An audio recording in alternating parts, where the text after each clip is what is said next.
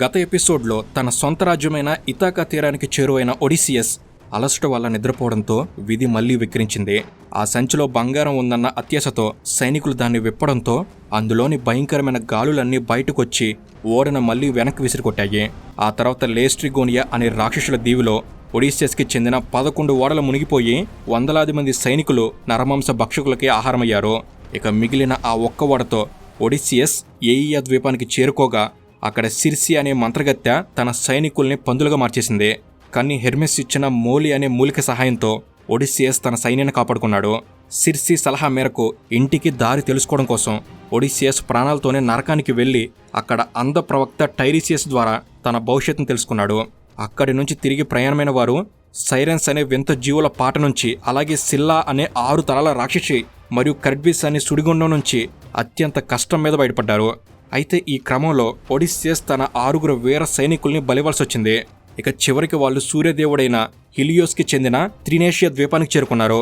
అక్కడ ఉన్న పశువుల్ని ముట్టుకోవద్దని ప్రవక్త హెచ్చరించినప్పటికీ నెల రోజులుగా తిండి లేక ఆకలితో అలమటిస్తున్న సైనికులు ఒడిసియస్ నిద్రపోతున్న సమయంలో ఒక ప్రమాదకరమైన నిర్ణయం తీసుకున్నారు. అక్కడి నుంచి ఏం జరిగింది అనేదే ఈ ఎపిసోడ్ 6. ఇదే మన చివరి ఎపిసోడ్. అసలు ఒడిసియస్ లేని సమయంలో ఆ సైనికులు ఏం చేశారు, ఆ తర్వాత జరిగిన పరిణామాల వల్ల ఒడిసియస్ ఒక్కడే తన రాజ్యాన్ని ఎలా చేరుకున్నాడు, తన భార్య పెనిలోప్ మరియు కొడుకు టెలిమాకస్ ఏ స్థితిలో ఉన్నారు, ఈ సుదీర్ఘ ప్రయాణం చివరికి ఎలా ముగిసింది, ఇలా ప్రతి ఒక్క విషయాన్ని చాలా స్పష్టంగా చూద్దాం. ఈ ఎపిసోడ్ అనేది చాలా ఎమోషనల్గా ఉంటుంది. ఎండ్ వరకు మిస్ కాకండి. సో ఇక లేట్ చేయకుండా let's get into the video.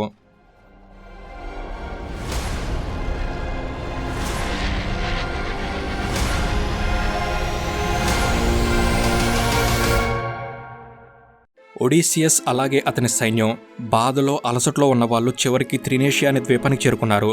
ఇదే సూర్యదేవుడు హిలియోస్కి సంబంధించిన ద్వీపం. ఇక్కడే అంధ ప్రవక్త టైర్సియాస్ చెప్పిన ఎర్రటి పశువులున్నాయి. ఒడిసియస్కి ఆ వార్నింగ్ గుర్తొచ్చింది. మనం ఈ దీవిలో ఆగవద్దు, ఇక్కడ ఆగితే మనకి మరణం తప్పదు, ముందుకు వెళ్ళిపోదాం అని బతిమాలాడు. కానీ అతని సైనికులు వినలేదు. సైనికులు బాగా అలిసిపోయి ఉన్నారు, ఆకలితో ఉన్నారు.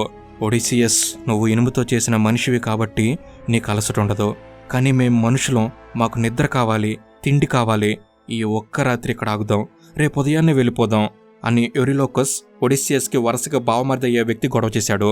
అందరూ అతనికి సపోర్ట్ చేయడంతో ఒడిసియస్ గత్యంతరం లేక ఒప్పుకున్నాడు.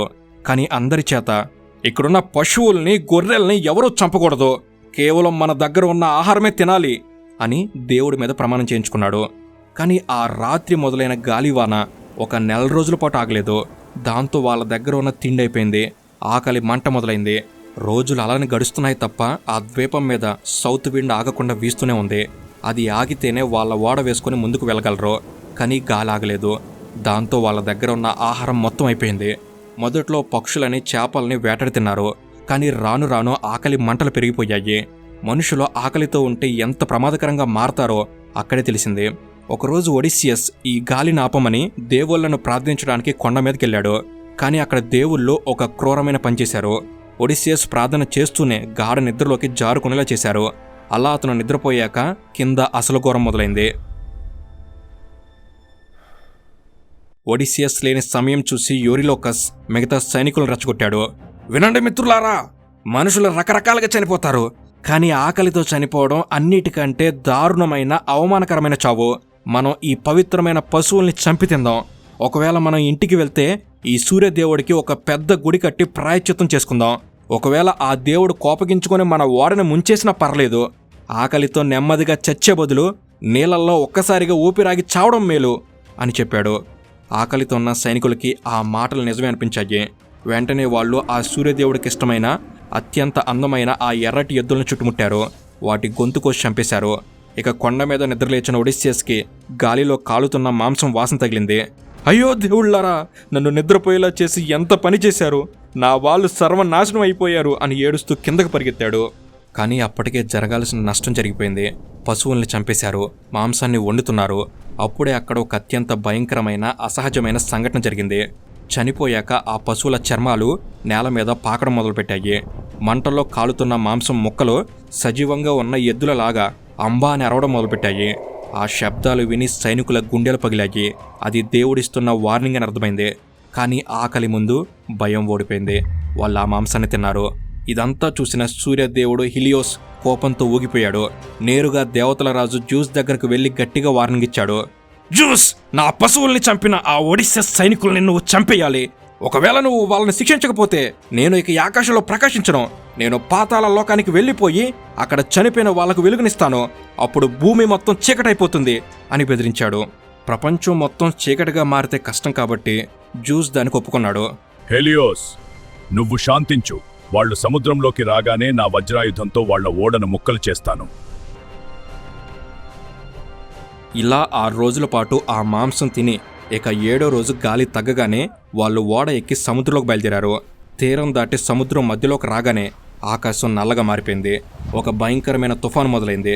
ఇది మామూలు గాలివాన కాదు, జ్యూస్ పంపిన శిక్ష. ఉరుములు మెరుపులతో ఆకాశం బద్దలైంది. జ్యూస్ ఒక భారీ పిడుగుని నేరుగా ఒడిస్సెస్ ఓడ మీదకి విసిరాడు. ఆ దెబ్బకి ఓడ నిలువున చీలిపోయింది. అందులో ఉన్న సల్ఫర్ వాసనతో ఓడ మొత్తం పొగలు గక్కింది. ఓడలో ఉన్న సైనికులందరూ సముద్రంలో పడిపోయారు. ఒక్కొక్కరిగా మునిగిపోయారు. ఒడిస్సెస్ మాత్రం ఆ పశువుల మాంసం తినలేదు కాబట్టి దేవుడు అతన్ని చంపలేదు. కానీ అతని ఓడ ముక్కలైపోయింది. ఆ తుఫానులో అతను ఒక విరిగిన కొయ్య ముక్కను పట్టుకుని వేలాడాడు. ఆ గాలి అతన్ని మళ్లీ వెనక్కి నెట్టింది. ఎక్కడికో తెలుసా? మనం ఇందాక చెప్పుకున్న ఆ భయంకరమైన సుడిగుండం కరిబ్డిస్ దగ్గరికి. అప్పటికి ఆ సుడిగుండం సముద్రాన్ని మింగుతుంది. ఒడిస్సెస్ పట్టుకున్న చెక్క ముక్క సుడిగుండంలోకి లాగేసుకుంది. కానీ ఒడిస్సెస్ మాత్రం చివరి నిమిషంలో పైన ఉన్న ఒక అంజూరపు చెట్టు కొమ్మను పట్టుకుని గాలిలో వేలాడాడు. అలా గంటల తరబడి ఆ కొమ్మనే పట్టుకుని వేలాడాడు. సుడిగుండం ఆ నీళ్ళని మళ్ళీ బయటికి కక్కాక తన తెప్ప బయటకొచ్చింది. అప్పుడు కిందకు దూకి ఆ చెక్క ముక్కను పట్టుకుని చేతులతో ఈదుకుంటూ మరలా కదిలాడు.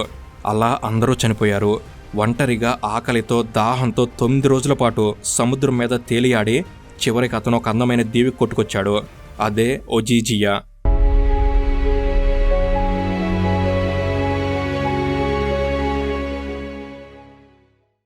అక్కడ క్యాలిప్సో అనే ఒక అందమైన దేవత ఉంది. ఆమె ఒడిస్సెస్ని చూసి ప్రేమలో పడింది. అతన్ని కాపాడింది. కానీ అతన్ని తన దగ్గరే బందీగా ఉంచుకుంది. 1 కాదు 2 కాదు, ఏకంగా 7 ఏళ్ల పాటు ఆమె అతన్ని ఆ దీవి నుంచి వెళ్ళనివ్వలేదు. నన్ను పెళ్లి చేసుకో, నీకు చావు లేకుండా చేస్తాను అని ఆశ చూపించింది.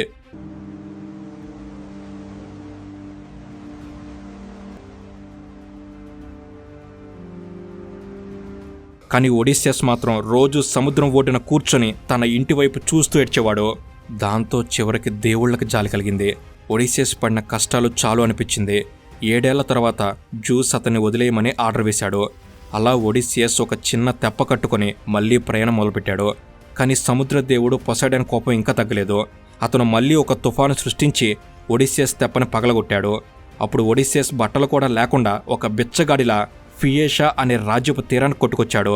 ఆ రాజ్యంలోని ఫియేషన్స్ అనే మంచి ప్రజలు అతన్ని నిద్రపోతుండగా తీసుకొచ్చి ఐతిగా తీరంలో దించి వెళ్ళిపోయారు.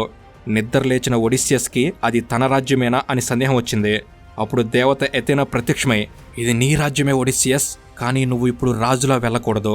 నీ రాజభవనంలో 108 మంది యువరాజులు తిష్టవేశారు. వాళ్ళందరూ నువ్వు చనిపోయావని నమ్మి నీ భార్య పెనిలోపిని పెళ్లి చేసుకుని నీ రాజ్యాన్ని కాజేయాలని చూస్తున్నారు. నువ్వు ఒంటరిగా వెళ్తే నిన్ను చంపేస్తారు అని హెచ్చరించింది. అంతేకాదు ఆమె తన మాయాశక్తితో ఒడిస్సియస్ని గుర్తుపట్టలేని విధంగా ఒక ముసలి బిచ్చగాళ్ల మార్చేసింది. ఒంటి నిండా ముడతలు, చిరిగిన బట్టలు, చేతిలో ఒక కర్ర. ఇలా ఎవరూ గుర్తుపట్టలేని రూపంలో ఒడిస్సియస్ తన పనివాడైన పందుల కాపరి యూమియస్ గుడిసెకు వెళ్ళాడు. అక్కడికే ఒడిస్సియస్ కొడుకు టెలిమాకస్ కూడా వచ్చాడు. అతను పుట్టినప్పుడు పసిబిడ్డ, ఇప్పుడు 20 ఏళ్ల యువకుడు. మొదట తన తండ్రిని చూసి గుర్తుపట్టలేదు. కానీ అథీనా దయవల్ల ఒడిస్సియస్ తన నిజ రూపాన్ని కొడుకు చూపించాడు. 20 ఏళ్ల తర్వాత తండ్రి కొడుకులు కలుసుకున్న ఆ క్షణం చాలా ఎమోషనల్గా సాగింది. ఇద్దరూ కౌగులించుకుని ఏడ్చారు. నాన్న, లోపల 108 మంది దుర్మార్గులున్నారు. వాళ్ళ దగ్గర కత్తులున్నాయి. మనం ఇద్దరమే వాళ్ళని ఎలా చంపగలం అని కొడుకు భయపడ్డాడు. కానీ ఒడిస్సియస్ నవ్వి, మనతో పాటు దేవతలున్నారు. నువ్వు వెళ్ళి భవనంలో ఉన్న ఆయుధాలన్నింటినీ దాచేసేయి, మిగతాది నేను చూసుకుంటాను అని చెప్పి మళ్లీ బిచ్చగాడి వేషం వేసుకుని రాజభవనం వైపు నడిచాడు. ఒడిస్సియస్ ఇలా రాజభవనం గేటు దగ్గరికి రాగానే అక్కడ ఒక హృదయ విదారకరమైన దృశ్యం కనిపించింది. అక్కడ చెత్త చెదారం మీద ఒక ముసలి కుక్క ఒంటి నిండా పురుగులు పట్టి లేవలేని స్థితిలో పడుకునుంది. దాని పేరు ఆర్గోస్. ఒడిస్సియస్ యుద్ధానికి వెళ్లకముందు దాన్ని స్వయంగా పెంచుకున్నాడు. అప్పుడు అది చిన్న కుక్క పిల్ల. యజమాని వెళ్ళిపోయాడు. అందరూ దాన్ని పట్టించుకోవడం మానేశారు. కానీ ఆ కుక్క మాత్రం తన యజమాని వస్తాడనే ఆశతో 20 ఏళ్లుగా ఆ గేటు దగ్గరే కాపలా కాస్తుంది. బిచ్చగాడి వేషంలో ఉన్న ఒడిస్సియస్ గొంతు వినగానే ఆ ముసలి కుక్క చెవులు రిక్కించి చూసింది. తన యజమాని వాసన పసిగట్టింది. వెంటనే తోక ఊపుతూ లేవడానికి ప్రయత్నించింది. కానీ దాని వల్ల కాలేదు. అది చూసిన ఒడిసియస్కి గుండె బరువెక్కింది. కళ్ళ వెంట నీరొచ్చింది. కానీ తుడుచుకుంటే ఎవరైనా గుర్తుపడతారని ఆ కన్నీటిని దాచుకొని పక్కకు తిప్పుకున్నాడు. పాపం ఈ కుక్క యజమాని ఎవరో ఇన్నాళ్ళు రాకపోయేసరికి ఇది అనాథలా చనిపోతుంది అని అన్నాడు. తన యజమాన్ని చివరిసారిగా చూశాను అనే తృప్తితో ఆ కుక్క అర్గోస్ అక్కడికక్కడే కళ్ళు మూసి ప్రశాంతంగా ప్రాణం వదిలింది. మనుషులు కూడా అతను గుర్తుపట్టలేదు. కానీ ఒక మూగజీవి మాత్రం 20 ఏళ్ల తర్వాత కూడా అతన్ని గుర్తుపట్టింది. ఇది ఒడిసియస్ హృదయాన్ని కదిలించి వేసింది. ఇక లోపలికి వెళ్ళగానే అక్కడ పరిస్థితి దారుణంగా ఉంది. ఆ 108 మంది యువరాజులు విచ్చలవిడిగా తాగుతూ తింటూ పనివాళ్ళని హింసిస్తున్నారు. ఇంతలో బెచ్చగాడి రూపంలో వచ్చిన ఒడిసియస్ని చూసి కూడా ఎగతాళి చేశారు. అతని మీదకి కుర్చీలు విసిరారు, అన్నం గిన్నెలు విసిరారు. ఒడిసియస్ మౌనంగా ఆ అవమానాలన్నీ భరించాడు. తన సొంత ఇంట్లో తానే ఒక బిచ్చగాడిలా నిలబడాల్సి వచ్చింది. ఇదంతా పైగదిలో నుంచి చూస్తున్న రాణి పెనెలోపికి ఆ బిచ్చగాడి మీద జాలి వేసింది.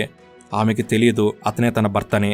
ఇక ఆమె అతన్ని పిలిచి, అయ్యా, నా భర్త గురించి ఏమైనా వార్త తెలుసా అని అడిగింది. ఒడిసియస్ కల్పిత కథ చెప్తూనే, నీ భర్త త్వరలోనే వస్తాడు, ధైర్యంగా ఉండు అని చెప్పాడు. కానీ పెనెలోపి ఇక వేచి ఉండే ఓపిక లేక ఒక నిర్ణయానికి వచ్చింది. ఆ 108 మంది పోరు పడలేక మరుసటి రోజు ఒక పోటీ పెడుతున్నట్టు ప్రకటించింది. నా భర్త ఒడిసియస్ వాడిన ఒక భారీ విల్లుంది. దాన్ని ఎవరైతే ఎక్కుపెట్టి ఒకే బాణంతో వరుసగా నిలబెట్టిన 12 గొడ్డలి రంధ్రాల గుండా బాణాన్ని పంపిస్తారో అతన్నే నేను పెళ్లి చేసుకుంటాను అని చెప్పింది. కానీ ఒడిసియస్ తప్ప ఆ విల్లును ఎవరూ కనీసం వంచలేరని పెనెలోపికి పూర్తి నమ్మకం ఉంది. ఇక పోటీ రోజు వచ్చింది. అందరూ ఉత్సాహంగా వచ్చారు. ఒక్కొక్కరు ఆ విల్లును వంచడానికి ప్రయత్నించారు. కానీ అది సామాన్యమైన విల్లు కాదు. ఎంత బలం ప్రయోగించినా అది కదలలేదు. నూనె రాసి చూశారు, వేడి చేసి చూశారు. కానీ ఆ 108 మందిలో ఒక్కరు కూడా దానికి తాడు కట్టలేకపోయారు. అవమానంతో తలదించుకున్నారు. అప్పుడు మూలన కూర్చున్న ఆ ముసల బిచ్చగాడైన ఒడిసియస్ నెమ్మదిగా లేచి, నేనొకసారి ప్రయత్నించొచ్చా అని అడిగాడు. అందరూ ముసలివాడికి పిచ్చి పట్టిందా అని నవ్వారు. కానీ కొడుకు టెలిమాకస్ ఖచ్చితంగా ఇవ్వండి అని ఆజ్ఞాపించాడు. ఇక ఒడిసియస్ ఆ విల్లును చేతులకు తీసుకున్నాడు. చాలా సులభంగా ఆ విల్లును వంచి తాడు కట్టాడు. ఆ శబ్దం పిడుగులా వినిపించింది. అక్కడ ఉన్న వాళ్ళందరూ షాకేజ్ చూస్తుండగా అతను బాణాన్ని ఎక్కుపెట్టి వదిలాడు. ఆ బాణం గాలిని చీల్చుకుంటూ వెళ్లి సరిగ్గా ఆ 12 గొడ్డలి రంధ్రాల మధ్యలోంచి దూసుకెళ్ళింది. దాంతో ఆ హాలులో సూది పడితే వినిపించేంత నిశ్శబ్దం ఆవహించింది. ఇక ఒడిసియస్ తన చిరిగిన బట్టలను విసిరికొట్టి ద్వారం ముందు కండలు తిరిగిన శరీరంతో చేతిలో విల్లు పట్టుకొని యముళ్లా నిలబడ్డాడు. అక్కడున్న 108 మంది షూటర్స్కి చెమటలు పట్టాయి. వాళ్ళు తేరుకునేలోపే ఒడిసియస్ తన మొదటి బాణాన్ని ఎక్కుపెట్టాడు. అక్కడ అందరికంటే అహంకారైన యాంటినోవస్ వైన్ తాగుతూ రిలాక్స్ అవుతున్నాడు. ఒడిసియస్ వదిలిన బాణం నేరుగా వెళ్లి అతని గొంతులో దిగింది. గ్లాసు కింద పడింది. రక్తం చిమ్ముతూ అతను కుప్పకూలాడు. మిగతా వాళ్ళు భయంతో లేచారు. ఏయ్ పిచ్చివాడా, ఏం చేశావు? మా నాయకుడిని చంపుతావా అని అరిచారు. అప్పుడు ఒడిసియస్ గట్టిగా గర్జిస్తూ, కుక్కల్లారా, నేను రానని చచ్చాను అనుకున్నారు కదా. నా ఇల్లు దోచుకున్నారు, నా భార్యను వేధించారు. ఇప్పుడు మీ ఆఖరి రోజు వచ్చింది. ఇక్కడి నుంచి ఎవరూ ప్రాణాలతో బయటకు పోలేరు అని చెప్పాడు. అప్పుడు మొదలైంది అది ఒక నరమేధం. శత్రువులు ఆయుధాలు వెతుకుంటున్నారు. కానీ అవి అక్కడ లేవు. ఒడిసియస్ బాణాలు మెరుపుల్లా దూసుకెళ్తున్నాయి. ఒక్కో బాణానికి ఒక్కో శత్రువు నేలకూలుతున్నాడు. బాణాలు అయిపోయాక టెలిమాకస్, పందుల కాపరి అయిన యూమియస్ కత్తులు బల్లెలతో రంగులకు దిగారు. తండ్రి కొడుకులు పక్కపక్క నిలబడి సింహాల్లా పోరాడారు. ఆఖరికి దేవత ఎథెనా కూడా ఒక పక్షి రూపంలో వచ్చి శత్రువులు విసిరిన కత్తులు ఒడిసియస్కి తగలకుండా అడ్డుకుంది. కొద్దిసేపటికే ఆ రాజభవనం మొత్తం రక్తంతో నిండిపోయింది. 108 మంది శత్రువులు శవాలుగా మారారు. 20 ఏళ్ల పగని, ఆక్రోశాన్ని ఒడిసియస్ ఆ ఒక్క గంటలో తీర్చుకున్నాడు. ఇలా యుద్ధం ముగిసింది. ఒడిసియస్ రక్తంతో తడిచిన తన శరీరాన్ని శుభ్రం చేసుకుని మంచి బట్టలు వేసుకుని సింహాసనం దగ్గర కూర్చున్నాడు. విషయం తెలిసి భార్య పెనెలోపి కిందకు వచ్చింది. 20 ఏళ్లుగా ఎవరి కోసమైతే కళ్ళు కాయలు కాచేలా ఎదురు చూసిందో ఆ భర్త కళ్ళ ముందే ఉన్నాడు. కానీ ఆమె పరిగెత్తుకెళ్లి కౌగిలించుకోలేదు. మౌనంగా అనుమానంగా చూస్తూ ఉండిపోయింది. అది చూసి టెలిమాకస్కి కోపం వచ్చింది. అమ్మా, నాన్న వచ్చాడు కదా, ఎందుకు రాయిలా అలా చూస్తున్నావు? మాట్లాడు అని అరిచాడు. దానికామె, నాయనా, దేవుళ్ళు మనుషుల రూపంలో వచ్చి మోసం చేస్తుంటారు. ఇతను నిజంగా నా ఒడిసియస్ అయితే మా ఇద్దరికి మాత్రమే తెలిసిన ఒక సీక్రెట్ ఉంది. అది చెప్తేనే నమ్ముతాను అని చెప్పింది. పెనెలోపి తన దాసిని పిలిచి, ఆయన అలిసిపోయారు కదా, మా పడక గదిలో ఉన్న ఆ మంచాన్ని బయటికి తీసుకొచ్చి ఇక్కడ వెయ్యి అని చెప్పింది. ఈ మాట వినగానే ఒడిసియస్కి కోపం కట్టలు తెంచుకుంది. ఏంటి, మంచాన్ని బయటికి తేవడమా? అది అసాధ్యం. ఆ మంచాన్ని కదిలించడం ఎవరి వల్ల కాదు. ఈ రాజభవనం కట్టకముందే అక్కడ ఒక భారీ ఆలివ్ చెట్టు ఉండేది. నేను ఆ చెట్టును నరకకుండా దాని వేర్లతో సహా కాండం మీదనే మన మంచాన్ని చెక్కాను. ఆ చెట్టు చుట్టూ మన బెడ్రూమ్ కట్టాను. ఆ మంచం కదలదు, అది భూమికి ఫిక్స్ అయి ఉంటుంది. ఇది కేవలం నాకు నీకు మాత్రమే తెలుసు. దాన్ని ఎవరు కదిలించారు అని ఆవేశంగా అడిగాడు. ఆ మాట వినగానే పెనలోపి కళ్ళల్లో నీళ్లు తిరిగాయి. మోకాళ్ళ మీద కూలబడిపోయింది. ఎందుకంటే ఆ మంచం రహస్యం ప్రపంచంలో ఒడిస్సియస్కి తప్ప ఎవరికి తెలీదు. తన ముందున్నది వేరే ఎవరో కాదు, తన భర్తే అని నిర్ధారణ అయింది. ఇక పరుగున వెళ్ళి ఒడిస్సియస్ని గట్టిగా కౌగిలించుకుంది. నన్ను క్షమించండి, ఇన్నాళ్ళు ఎంతోమంది మోసగాళ్ళు వచ్చారు, అందుకే భయపడ్డాను అని ఏడ్చింది.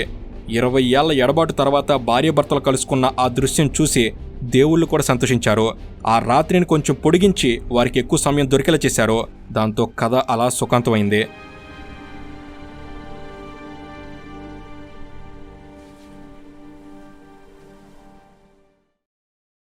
చనిపోయిన ఆ 108 మంది కుటుంబాలు పగ తీర్చుకోవడానికి వస్తే దేవత అథీనా జోక్యం చేసుకుని ఇరు వర్గాల మధ్య శాంతి కుదిర్చింది.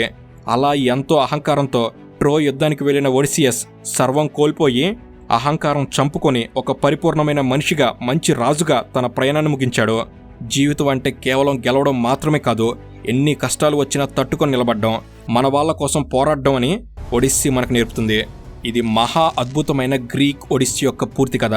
నిజానికి ట్రోయ్ యుద్ధం, ఆ తర్వాత ఒడిస్సియస్ పడిన కష్టాలు ఇవన్నీ వింటుంటే ఏదో ఒక ఫ్యాంటసీ సినిమా స్టోరీలు అనిపించవచ్చు. కానీ ఈ కథలో ఉన్న అసలు మ్యాజిక్ ఏంటంటే ఇది కేవలం దేవుళ్ళు రాక్షసుల గొడవ మాత్రమే కాదు, ఇది అచ్చంగా మనిషి మనస్తత్వానికి సంబంధించిన కథ. ఒక చిన్న ఈగో వల్ల మొదలైన గొడవ ఎంతోమంది వీరుల ప్రాణాలను తీసి పెద్ద పెద్ద సామ్రాజ్యాలను ఎలా మట్టి కరిపించిందో మనం చూసాం. ఇందులో మనకు ప్రధానంగా 2 రకాల మనుషులు కనిపిస్తారు. ఒకరు అకిలీస్, ఇతను ఆవేశానికి ప్రతీక.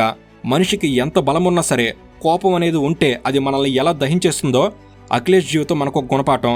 చివరికి అతను యుద్ధంలో గెలిచిన నిజమైన గెలుపు అనేది శత్రువును చంపడంలో లేదు, తోటి మనిషి బాధను అర్థం చేసుకోవడంలోనే ఉందని తెలుసుకున్నాడు. ఇక రెండో వ్యక్తి ఒడిసియస్. ఇతను మనలాంటి సామాన్యులకు ఒక ఇన్స్పిరేషన్. ఎందుకంటే కండబలం ఉంటే యుద్ధం గెలవచ్చు, కానీ జీవితం గెలవాలంటే మాత్రం బుద్ధిబలం కావాలని ఇతను నిరూపించాడు. నాకు దేవుడు అవసరం లేదు, నేనే గొప్ప అని విర్రవీగిన అదే మనిషి 20 ఏళ్ల పాటు సముద్రం మీద నరకం చూసి సర్వం కోల్పోయి చివరికి ఒక బిచ్చగాడిలా ఇంటికి చేరేసరికి పూర్తిగా మారిపోయాడు. గమ్యం చేరడం ముఖ్యం కాదు, ఆ ప్రయాణంలో మనం మనిషిగా ఎలా మారేవన్నదే ముఖ్యమని అతని కథ చెప్తుంది. మన నిజ జీవితంలో కూడా మనకెదురయ్యే కష్టాలే ఆ రాక్షసులు, మనల్ని పక్కదారి పట్టించే ఆకర్షణలే ఆ సైరన్స్. వాటిని దాటుకుని నిలబడ్డమే అసలైన విజయం. సింపుల్గా చెప్పాలంటే అకిలీస్ మనకు చరిత్రలో నిలిచిపోయేలా ఎలా మరణించాలో నేర్పితే, ఒడిస్సియస్ మాత్రం ఎన్ని కష్టాలు వచ్చినా తట్టుకొని ఎలా బ్రతకాలో నేర్పించాడు. అందుకే 1000 ఏళ్లు గడిచినా ఈ కథ ఇంకా సజీవంగా ఉంది. సో ఇది ఫ్రెండ్స్, ఈ పూర్తి కథ అనేది మీకు ఎలా అనిపించింది, మీ అనుభవాన్ని తప్పకుండా కామెంట్స్లో తెలపండి. అండ్ మేము పెట్టిన మా ఎఫర్ట్స్ అనేవి మీకు నచ్చినట్లయితే మమ్మల్ని ప్రోత్సహించేందుకు జస్ట్ లైక్ చేయండి చాలు. Thank you for watching. Have a good day.